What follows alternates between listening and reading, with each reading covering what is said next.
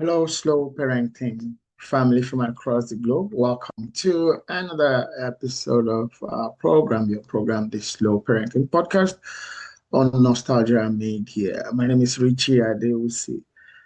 It's a pleasure to have you here today, joining us.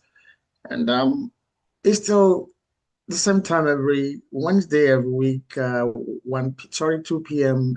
Eastern Standard Time, US and Canada, 7 p.m. West African time, including Nigeria. I said 1 p.m. because, well, not too long from now, we're going back to uh, um, uh, getting one extra hour, then become 1 hour, 1 p.m. Eastern Standard Time. But right now, it's still 2 p.m. Eastern Standard Time.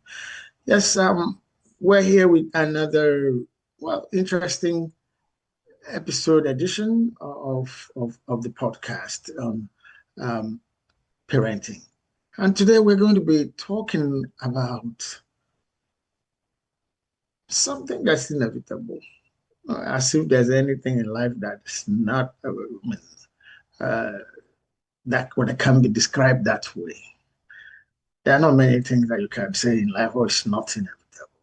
Think about life, our journey is that today is Wednesday, the Tuesday is going to come, Thursday, no matter what happens, tomorrow is going to be Thursday. So no matter what happens in parenting, there will be those times that, well, the children will fall out of line, even when you have set uh, boundaries, even mutually agreed boundaries. There'll be time people will go against those boundaries. Things will happen, and then we talk about what's on the other side of that coin. Freedom to do what you like. Perfectly, oh, absolute right, absolute. Okay, I said that to do what you want to do. But on the flip side of that coin that I tossed at the head is freedom. On the tail side of that coin is a word called consequences or responsibility. And when you talk about consequences and responsibility, you talk about discipline, or to use a word that a lot of us don't like to hear, which you can't do anything, you can't throw it away. Discipline, punishment. Okay, so we don't like to say punishment sounds too harsh, yeah, but it is what it is. Okay, so today we're going to be talking about how do we discipline, what warrants discipline, what form should it take, and we're always on everybody's side. But if they ask you to say which side of the divide does Richie tend to lean to, I'm sure that those of you who follow us who will be able to say, is it children? Okay, it's a children, yes. Because again, they are who we are working for, they are who we are doing the things we do for, they are who we are expecting will carry on after us, maybe do things that manage to get to do things that we wished we were able to do. So there's a lot of expectation that we put place on our children. And that carries some weight. Might actually be the reason why they get out of steps once in a while, sometimes mistakenly. And that is the reason, one of the reasons for which, when we are talking about discipline, we need to really take a deep breath. So today, our show is tagged Think Before You Strike. If you like, take a deep breath. Oh, that crazy thing that happened, that craziness that happened. Don't go crazy yourself. Take a big, big breath before you take action. Okay? That's our show for today. So, our households always quiet? Do things always go to plan? Do children always behave the way they are expected to behave or the way they need to behave? There's a difference between the way you expect them to behave and the way they need to behave. Even on both sides of that conversation, It didn't always happen in those ways all of the time. Okay?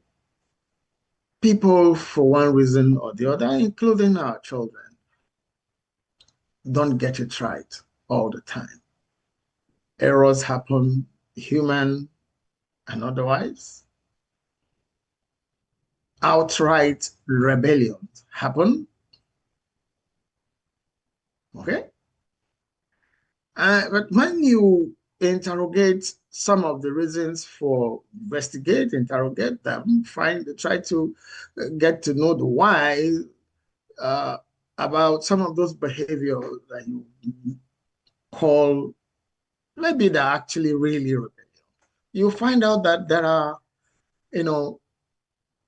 reasons that you might not have thought might or could lead to what um, we conclude to be rebellion, or to be you broke the boundaries that we set. I was sharing a joke with a friend yesterday, and I'm like, well, uh, this friend has 5 grown-up children, one guy and 4 adults, if you like they would say, a man and 4 female, a male and 4 female. We're joking about those days in high school, boarding house. And the senior student will stand at the door of the dormitory or his side or her side of the bed and say, one boy or one girl there. The entire dormitory will come running. Nobody wants to be last. That's the consequence for being the one that gets there last when the senior says, one boy or one girl there. And my friend said, Richie, that is in the Stone Age. That doesn't happen again. He said, look, my gang here, they all sit in the living room and I'll say, somebody there, and they'll be looking at you. When you said, why did nobody answer? I said, but you didn't mention my name. So you have to put labels. You have to be specific. Now, I say, John, come. Or John, please, could you kindly get my phone from me? It's there on the side table there. Can someone get me my phone? There's no one named someone. And you're getting angry and nobody answered you. And when you follow that rabbit hole, you probably arrive nowhere. Mom, Dad, you said someone, and we're wondering who the someone is. Normally when you want something done, you say, yeah, you gave us specific things to do at specific time. So we expect that when you want something, you also say, John, get me. Most of us won't be happy with that. But try to see the funny side of such situations or such, uh, incidents, and laugh about it. And actually say to yourself, okay, yeah, right. So next time you don't say one boy there or someone, can somebody bring me this? You didn't name any of them somebody. That's what they're telling you. You didn't name any of them somebody. So don't say somebody there. Say John, say Mary, say Olu, say Ada. And then hopefully Olu or Ada or John or Mary will show up with what you want, or show up for getting what you want done. Okay? So all of that was about take a deep breath, even when things have gone wrong, even when things have not happened the way you expect them to happen, or even the way you agreed for them to happen. Let those moments become moments to have further discussions. But again, you too, you're a human being. You said, this guy, why is he talking like this? Talking as if everything, do you do that? Well, no, but then I learned the hard way really. You don't learn the easy way because you listen to folks like myself share our own experiences and learning, okay, professionally and in practice with you. Or you make up your mind and decide that you want to learn from your own experiences. That's a tough route to go. Okay? Calm down. Not many people like the term calm down, especially when they are not calm. Okay? It triggers them actually to another a higher notch of the emotion that they are riding on at that particular moment. Anger, frustration.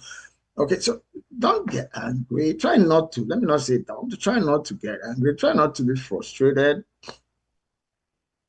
Try to seek for the why.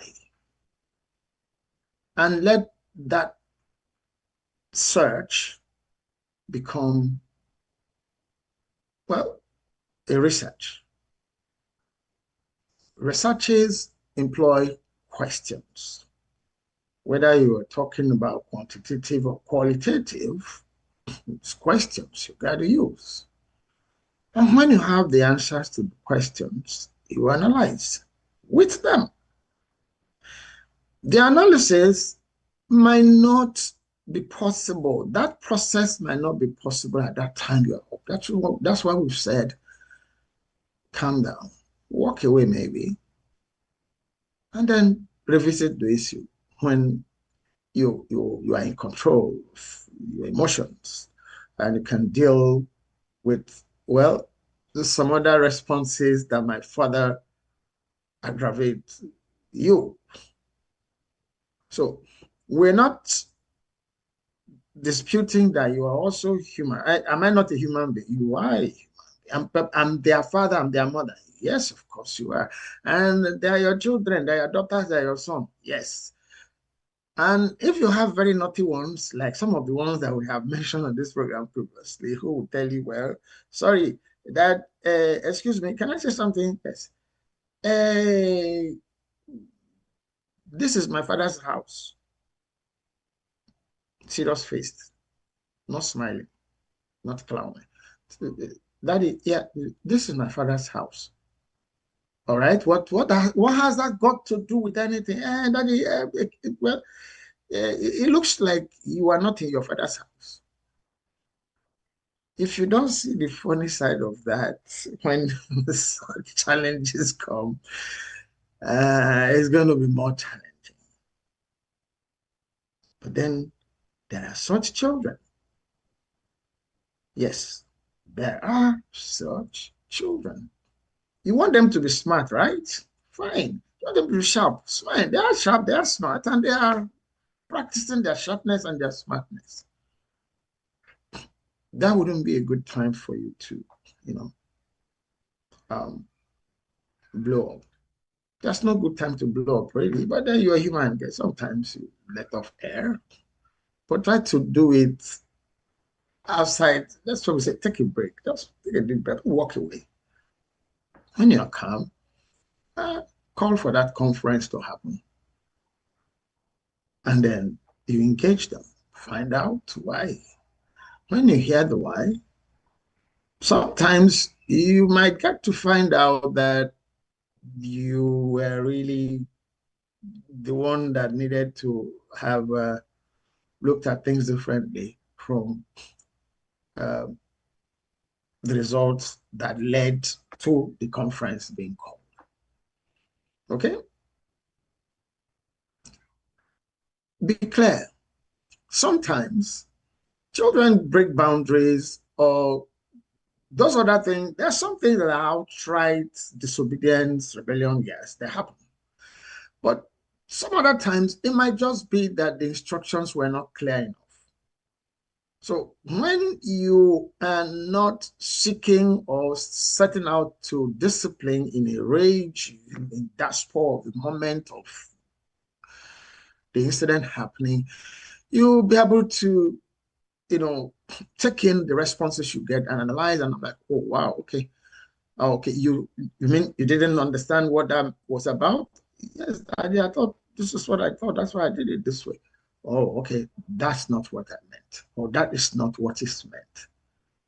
And that way, more learning happens, more respect happens, peace is kept, nobody's ego, no one's ego, bruised.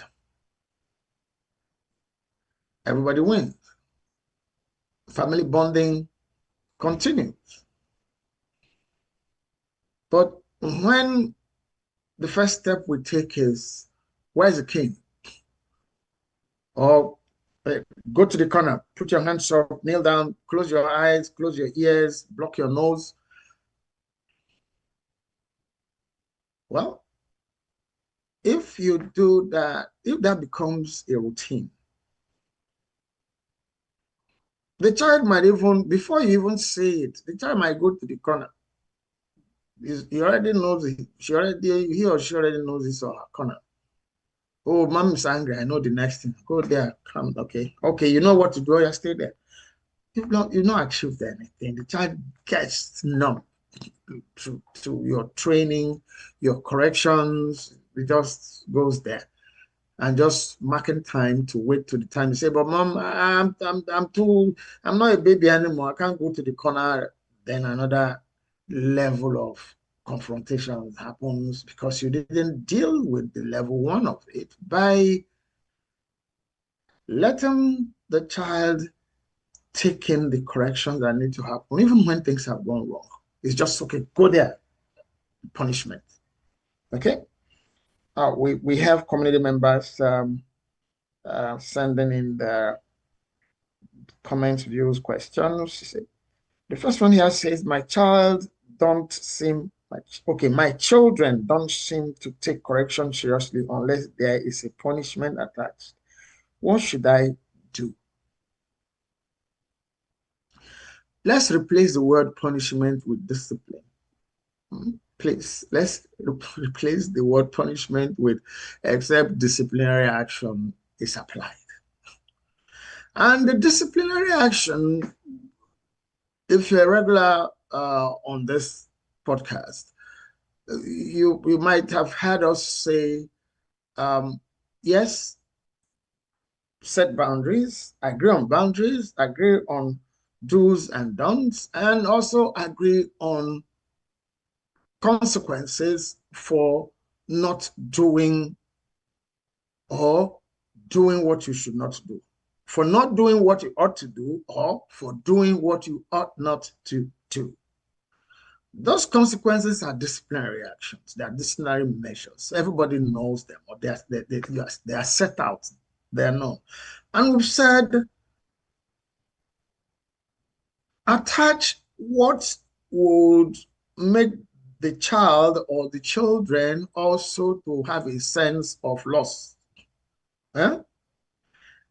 Not Cain, really. Cain, you can injure somebody and you'll still be the one to pay the hospital bills. You'll still be the one maybe that will not go to work because you have to take somebody to hospital, because you have to sit at home with somebody who cannot be at home alone, out of the rage, out of the thing that had happened. And now in certain environments, it could be in police trouble. It could be with welfare service problems. But let's not even relate with our children because of welfare service, because of police. No, let's relate with our children. We are the first government. Parents, you as parents, are the first set of government your children should know or do know, really, not even should know. So be fair and let everybody see that you are fair. Being fair means following the boundaries you've set. Set consequences, disciplinary actions that don't target the basic human needs and rights of the children. Okay? Pocket money is not basic human need and human rights. Pocket money is a feel good, okay? Time with friends is not basic It's a feel good. Yeah, you could say it's freedom. But when you say, well, if this doesn't get done this way, your pocket money for a week will be applied. You will lose it, or you will not, you'll be grounded for 1 day, for 2 days, 1 hour. Agree on the time. When you are setting the boundaries and the consequences, if this is too much, yeah, that's too much. 1 week for, agree, okay, what would be, but you also don't put a time that will not cost them anything. It has to be something that will cost them something that will get them to think and decide to make amends. So, what should you do? Apply. Remember, the starting point is set boundaries. These are the things that we agree we are going to do this way, that way. You don't get them done that way, this disciplinary measures would apply. Apply those disciplinary measures. First time offenders, you can say, well, because this is the first time, well, I waive the, it happens again. Well, you look at the gravity after you've interrogated, and then you can apply. Say, well, not this time. I'm not going to let you off again because it looks like you're doing it deliberately or you're testing the waters to see what will happen. Okay? That's what needs to be done. Okay. Um, can you discipline a child and still be their safe place? Yes. If you discipline in love, you will still be their safe place. And discipline in love is following the guidelines, the boundaries you set, following the disciplinary measures you all agreed on. And I'm going to add one more thing here. And not piling up those misdeeds and then explode when the gully sack is filled up.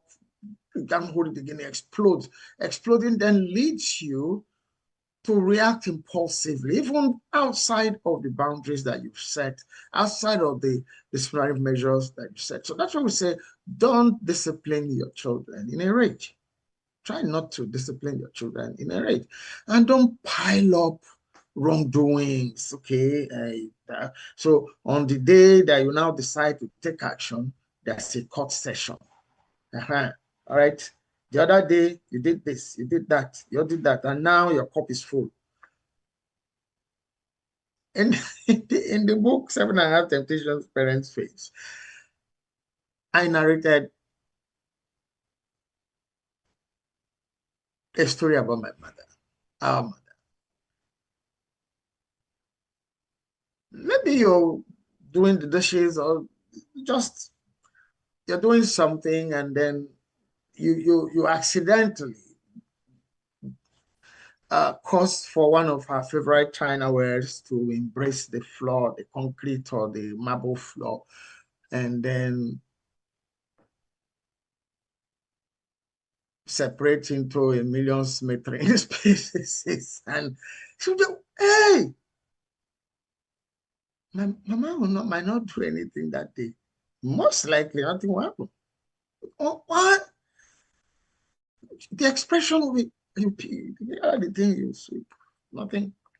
Another day might just be that you're passing by where mama is seated and the fan she uses to can fan herself, the heat, your knee mistakenly brushed through it and it falls to the floor. You say, you pick it up.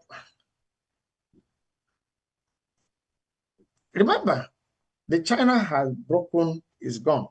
The fan brush and dropping is gone. Maybe you do a third thing. Maybe it's just you brought the wrong bowl for her to wash her hand to take her meal. If you are the one that asked, you put it down. Here he will call you by your favorite name that she calls you. And you arrive, you jump here, mama. Yes, mama. She said, okay, please go into my bedroom and bring me my snuff box. Uh, for all intents and purposes, mama's snuff box is with her there, but she wants you in the bedroom. You don't know. You've forgotten. You've forgotten the broken china ware. You've forgotten the falling fan. You don't even apply any relevance to the wrong bowl that you used to bring the wash hand water. You didn't. So you are there in the bedroom looking for the snuff box. You are looking for it. You're looking for it.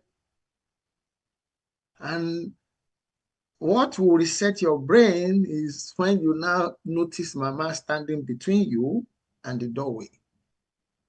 Then, oh, you will not add up to you. Okay. It's judgment time. And mama will go on then to say, the other day you did this, the other day you did that, the other day you did that. Now you is that the bowl that we use to wash hands when we want to eat? Hey, your brain will be correct at that time. You not remember that. And then mama will nicely close the door behind her because nobody will come in to rescue you. Don't discipline your children like that. We love our mom. We love her. She passed. We still love her. In fact, I wouldn't know who I would have been if I didn't have such an upbringing. Okay? But is it the best style? I'm saying no. It helped me. It helped my other siblings. But we resented that. Really, we did. But we learned. Well, we had no choice but to learn. But it is not the best. Deal with situations individually, but then don't discipline in a rage.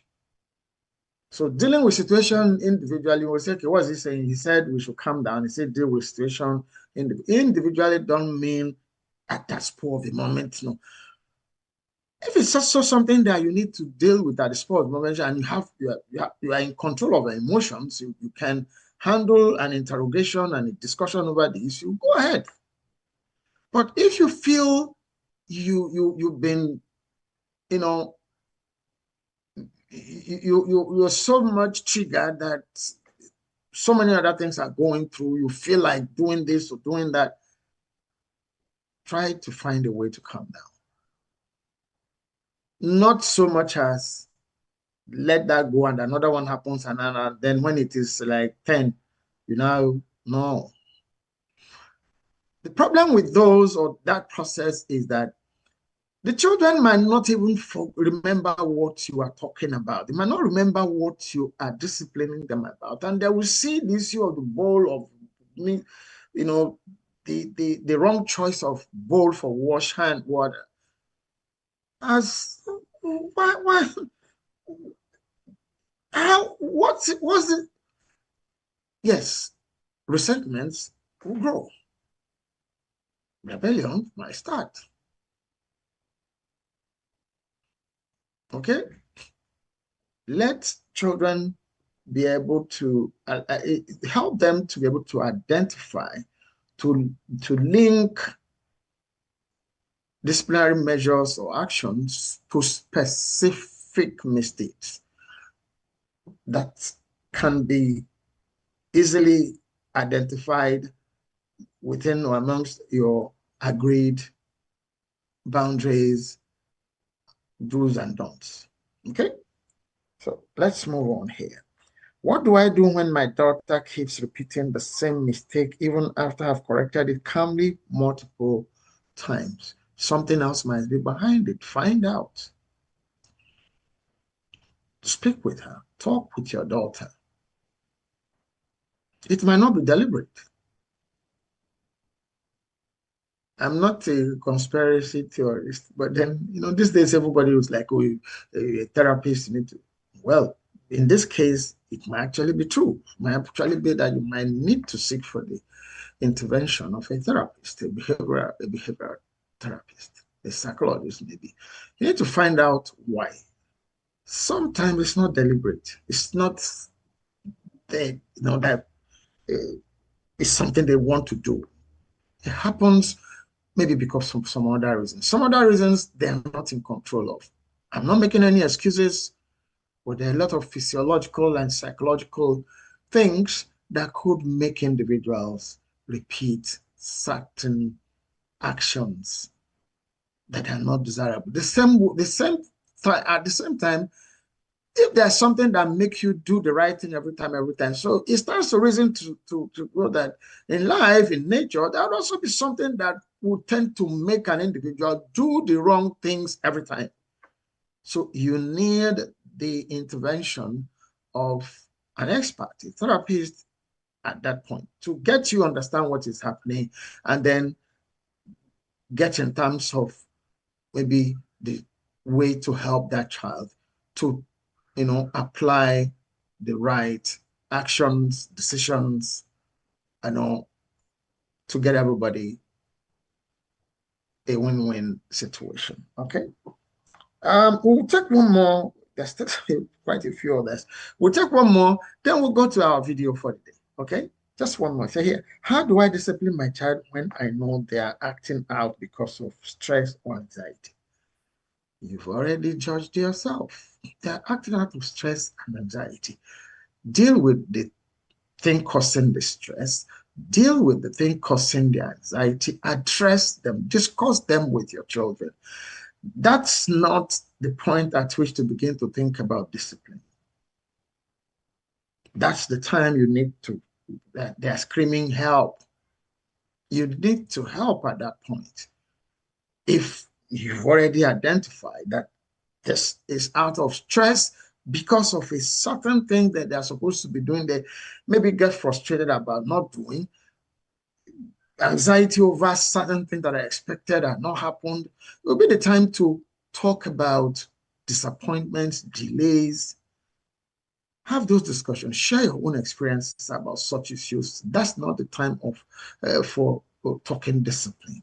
You need to help them at those particular, point in time. A mother, I'll share a story here. A mother has the children. The children had opportunity to travel, had their immigration documents ready, sorted out, just for them to do the final field and send back to the immigration authorities of a particular country they are supposed to relocate to.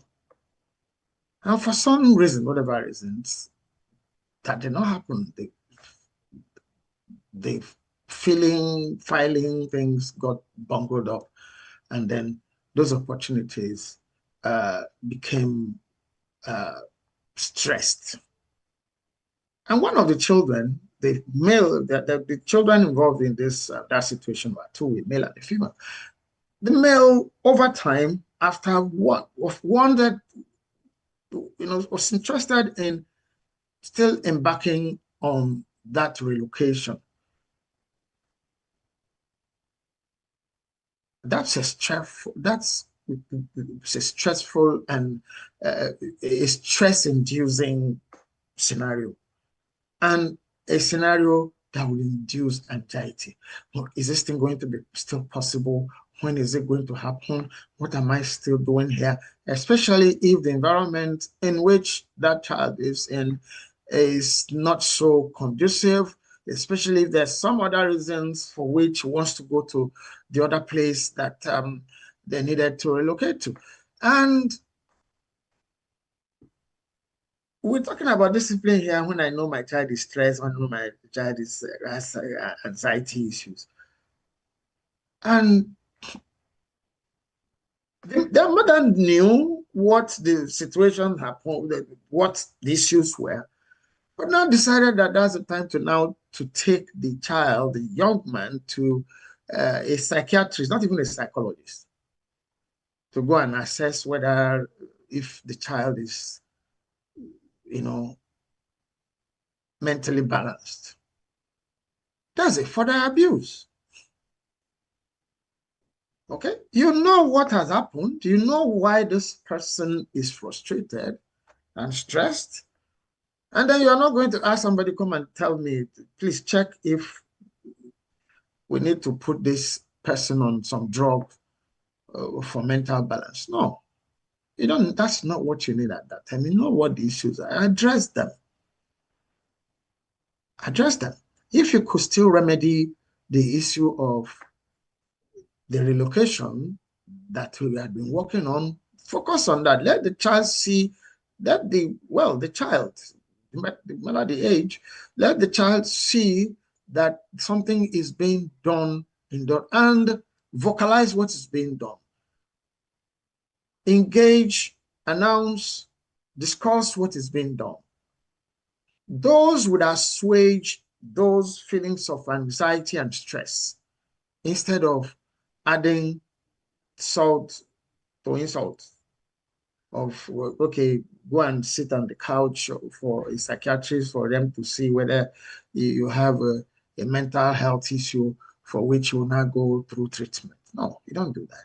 So at this point, with that, we're going to take a video break, and then we see our video for the week on think before you strike. And then we'll come back, we'll continue the program. Please don't go away. Dear parents, watch till the end to learn how to discipline wisely, not react emotionally, and build lasting, desirable character and respect in and with your children. When your children do something wrong, your first instinct might be punishment. That is, or might be natural. Some of us were raised that way. But then, here is the truth. Punishing every single offense could and does backfire. Over time, your children might become hardened. The punishments would then lose the meaning they were meant to have had. And worse still, your children might grow up thinking that this is the right way to treat others. Even in marriage, friendship, or parenting. Let us shift the approach. 1. Do not punish every wrongdoing. This would help your children take correction seriously, instead of becoming numb to disciplinary actions. 2. Build agreed boundaries with your children. This creates shared expectations and gives your children a sense of ownership, not just obedience. 3. Avoid piling offenses up in storage heaps. This would prevent confusion and resentment, and reduce the emotional damage of delayed disciplinary actions. 4. Never punish when angry. As Dr. Richie Adewusi puts it in 7.5 Temptations Parents Face, try not to punish your children in a rage. It might lead to your apportioning disciplinary actions that are more than the offense. Letting emotions cool first would help you stay fair and in control. 5. Teach, do not just correct. Assignments, questions, and conversations help your children understand what they did and why it matters. Your goal is growth, not fear. Respect, not rage. Discipline is strongest when it comes from love, not from loss of control. Share this with a parent who needs a breath before their next reaction. Comment, like, subscribe, follow, and stay tuned for more practical and effective parenting videos. Not just hacks, but heart.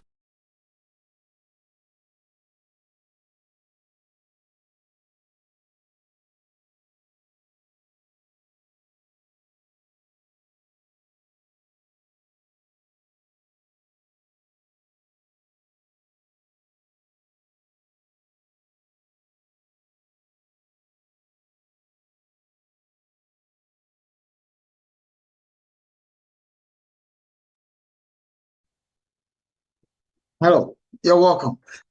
Uh, I hope that made some sense for you. I hope you found some useful tips in that video. As said, disciplinary measures are part of training for anyone, not just children. Anyone, in an organization, any organization that doesn't have, if you like, do's and don'ts, and then what will happen when the do's and don'ts are breached, is programming for chaos. So same thing with the family. Certain boundaries should become a norm even before your children arrive, even between you partners, husband, wife, partners, agree on boundaries. Boundaries are not meant to be walls, they are bridges, okay? They help us, follow agreed paths to arriving at, well, everyday happenings. Okay? So let the children have an understanding from the time that you are setting the boundaries. We keep talking about boundaries. Every episode, I can't remember, I can't think of any episode that we've not had to touch on the issue of boundaries because they are key. They're key. They remember there's a saying that where there's no law, there's no crime. So anything goes. And then the people who are governing the space now determine what needs to happen by themselves. There's no way there's going to be equity in such a society, in such an environment, where people decide arbitrarily what's going to happen to, there's not going to be equity. People are going to be disciplined at different times, different ways, different levels, different measures. Okay, so that shouldn't happen. Okay, with that, we go back to contribution and engagement with our community members. This one says here, what criteria should determine whether a child's wrongdoing warrants discipline? The first criteria is that you agree on what constitutes the wrongdoing. And how do you do that? What I just finished talking about now, boundaries and consequences and rewards for obeying or disobeying the boundaries. That's your first, and like we said that when we said that from the top of the program, even when such boundaries have been set, such consequences are, there are, there could be exemptions based on your own assessment as a parent about what would have led to. There should also be probably the application of the first offender rule. Is the first time this person is doing this. But don't let this happen again. What did we agree should happen if this happened? The child remembers, okay, yes, okay, so what should happen? I shouldn't do it again, Daddy. Fine. You've agreed. And then you watch. All you want is for your children to behave properly, as agreed by all of you. That's the definition of properly. The properly shouldn't be in your head. No, it shouldn't be as defined by you secretly. It has to be as defined. Yes, it's as defined by you. You know your culture, you know your tradition, you know your family value, you know your family etiquettes better, but you also now have to bring them out in the open to be owned by every family member. That is what boundaries do or should do or are meant to do. Okay, so in this case, it's the boundary, that's the criteria, the things you have agreed on that's the basis, that's the basis, at least the baseline for any action or inaction regarding behavior from your children, from even yourself, because the boundaries apply to you as well. It shouldn't just be, remember, last episode we're talking about say it, leave it. Okay, don't apply the do as I say thing and not as I do. No, they're watching. They want to behave like you. We're not going back to that episode, but we're here still talking about discipline. Because if you are doing something else and asking them to do something, and then you now discipline them about doing that thing you are doing, which you ask them not to do, the confusion will be humongous and they can't wait to get out of your habitation, to be on their own, to just be as far away from you as possible over time. Okay, so the next one here says, what kind of discipline works when I am parenting a neurodivergent child who doesn't respond to typical methods? You need a therapist. You need training first. You've already seen that this is a special needs child. Okay, you've described it here already. You are the first person who needs to go to do training on how to help not discipline now. That help becomes the discipline because this child has special needs. So you need to adapt to the child's needs. And then you also then set boundaries that apply or are applicable to that particular special needs child. Because it also needs to do things properly in as much as possible. So you are not using the same one size fits all for the siblings if that child has other siblings. It's a special needs child. You need a specialist to help you develop relational, processes, tools, actions that will help that child develop to the best,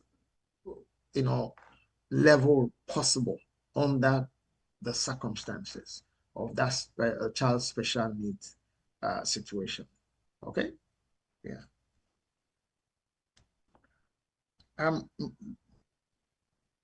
This community member here says, how do I know when to talk, when to act, and when to just be silent during a child's misbehavior?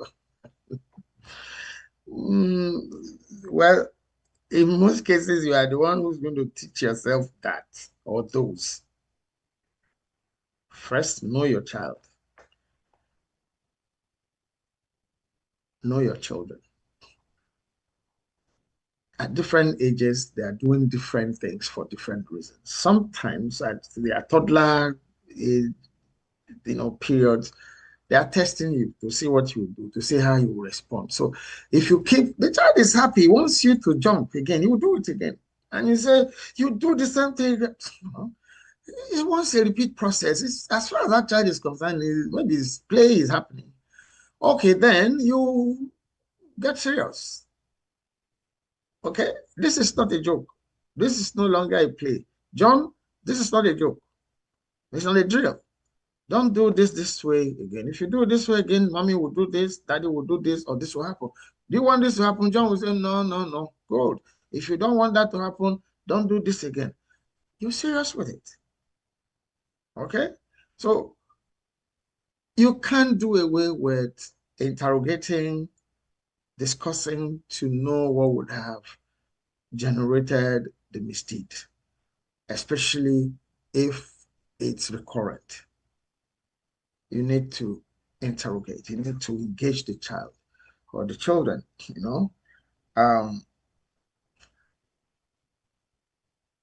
I've also shared on this program about a couple and a child. The couple are seated on the opposite side of the room, the living room, actually, in that picture. The couple are sitting side by side, they're talking, I think they were looking at some things on their phone, and the child is on the couch opposite them, and it's bouncing, and one bounce went wrong, and the child landed face down, hard on the floor. Boom! The two parents just looked away, as if they didn't see that child. It could be said to be cruel, but the first thing that occurred to me was that they must have been telling that child, stop bouncing on the couch, and the child just keeps doing it. And as they turned away, the child landed heavily, but because they didn't attend to her, Usikyo, she looked nobody at that. She got up and started laughing. Now, the parent might also have learned that if they'd gone to her, wow, sorry, the next time she will bounce again and take off again and land again and want people to come pick her up and say sorry. It's possible that had happened before and they said, don't do this again, and kept doing it. So that's one time to be silent. Because that's the question that this person asked. When do I know when to be silent during the child's misbehavior? Well, that's what the parent practicalized being silent. They turned away and started doing as if there's something else they're interested in, looked away from her completely. And she picked herself up and laughed. And they returned to what they were doing on their phone again. They didn't even when she started, yeah, because again, I just guess that they must have been saying, hey, Mary, don't do that. You'll fall. Mary had probably fallen a few times before, and they had gone running, and Mary is trying them again to see if they will come running. That day, Mary didn't get anybody come running. That's one time to be silent, like said earlier. Okay, it's a misbehavior for which you warn the child. But please don't say Richie said don't attend to that child. There should be a kind of fall that you hear that you, no matter what the warning that had happened previously, the reaction of the child by embracing that flaw should maybe also get you off your seat to, you know, give the needed help to the child. It could be a bad fall. But luckily, that wasn't. She got up. After they waited, they were there, turned away, and she got up and laughed. So they knew and continued her play. So they knew everything was okay. But if that child remained there and would say, Mommy, Daddy, well, please get up, go to church. He might have broken something, might have sprained something. Yes, he did something wrong, but then some other thing had happened. So when that broken or sprained limb, whatever is being treated, that becomes the time that, well, we told you don't do this. See the results? Are you in pain now? Yeah, it's painful. Okay. What should you do next time? I won't jump off the couch again. Good. So next time, you don't go there. But then don't say, well, we told you, and leave the child there is there in pain, and the immediate attention that should, medical attention that should be given, uh, you overlook it. No, don't do that, please. Don't misquote me. Okay? Thank you. All right. We have another community member here who says, what potential negative impact could punishing children in a rage have?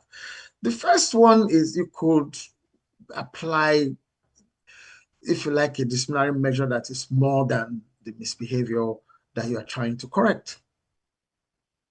And then you would also be harming yourself emotionally in a rage. You are most likely going to feel bad at the end. I have been there. I don't want to go into the particular incident, but I felt very bad. What if, what if this had happened? You know, but don't stop at feeling bad. Go back to your child, discuss it, apologize for your overreacting if you have. Okay, but don't say things like, I really feel bad the way you know, applied the disciplinary measure I applied. But don't stop there. Don't go over. But you shouldn't have also, no, then you shouldn't even bother have to go. You don't minimize your own misbehavior by quoting the child's misbehavior. No. Apologize and let it go. You know yourself that you shouldn't have. The child shouldn't have. So don't repeat it. You want to apologize for your own, stepping out of line. If you now water it down by saying you too shouldn't have, the child is a reasoning being like you. Say, okay, they say two wrongs don't make a right. Because I did this, that way why you beat me like this. You won't say it out. Some children, but some children will tell you, will say it. Okay, so the potential negative outcomes, your own emotional well-being could be impacted. Your own mental health could be impacted if you continue to react in a rage over things. It could impact you. Even your relationship with other people. You could get conditioned to reacting, and then people wondering what's happening. So you don't do that. The last one we're going to take, please, it's going to be the last one, please. Any other comments, please leave on comment section on the YouTube channel. We would always respond to you. Thank you so much.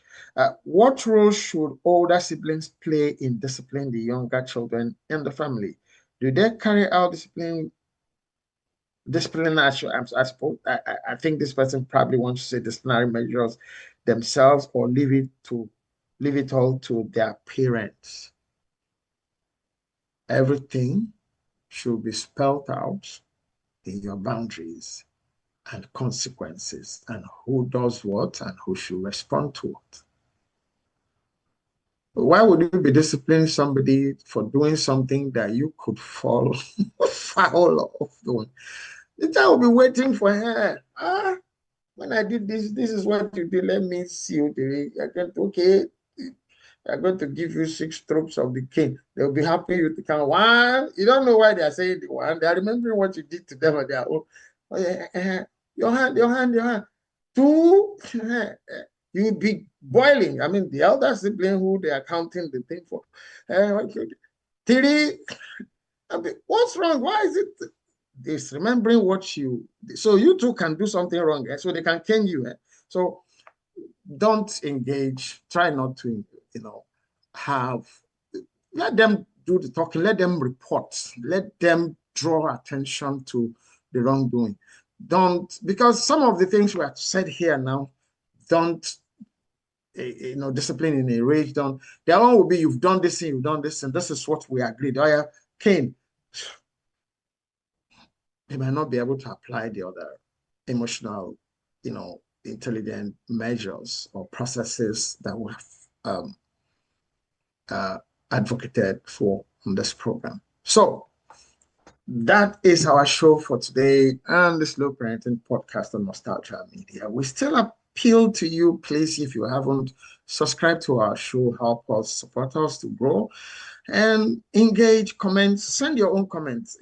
For instance, if we didn't have these community members sending in these comments, we might not be able to go as deep as if we did go deep into the issue areas concerning this particular episode. So please engage, send your comments, your questions, your concerns, okay? And subscribe, follow us, like, share our videos, the stream with your friends, especially those of them that you know that might benefit from the issues that are raised or discussed, okay? Thank you so very much for being with us today. We look forward to being with you same time next week, next Wednesday, 2 p.m. Eastern Standard Time, US and Canada, 7 p.m. West African time, including Nigeria. Till we come your way again, this is still the Slow Parenting Podcast. My name is still Richie Adewusi. See you next time. Bye-bye.